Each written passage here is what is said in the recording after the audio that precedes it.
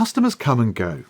Some customers might make just one-off purchase and never come back again. For example, you may never go back to a restaurant you dined at when you were holidaying in Barcelona.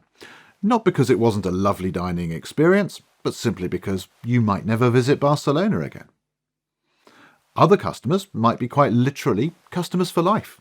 Perhaps a local in Barcelona was first taken to that same restaurant by their parents as a child, and perhaps they're now in their 70s and still go there on a regular basis, having introduced first their own children and then their grandchildren to it in turn.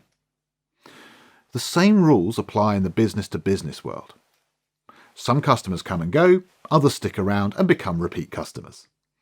A company can use its sales data from all customers to calculate how long on average customers remain as customers.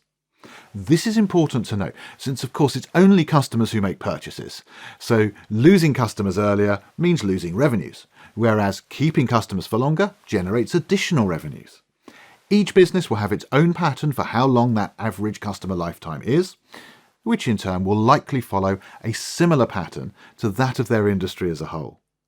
Though of course it may also be possible that particular product or service lines may have their own pattern and or particular customer segments, i.e. types of customers that the business might sell to, may also have their own patterns. However, without getting too bogged down in the weeds, the important thing for us to note is that an average lifetime for customers is something that most, if not all companies, should be able to calculate, one way or the other. Companies should also be able to review their sales data to calculate how much on average customers purchase either in total or indeed of a specific product or service per annum. Multiplying the average purchases per annum by the average lifetime of a customer gives the company an average customer lifetime value, or CLV, for their customers. This is an example of a very simple CLV calculation and arguably, in fact, does not really show value as much as it shows revenues, since of course it does not take into account any costs associated with either winning the customer initially or of providing the product or service thereafter. Some companies use more complex modelling to account for these.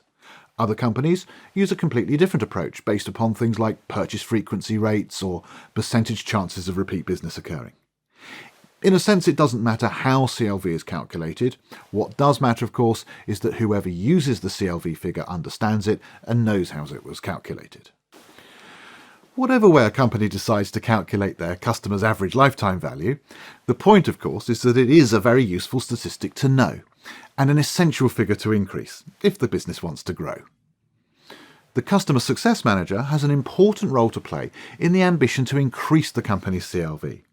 By working with customers to increase the level of success that customers attain from using the products and services that customers have purchased, CSMs not only increase renewal rates and levels, but also increase the likelihood of customers remaining as a customer for longer, and therefore the CLV will increase.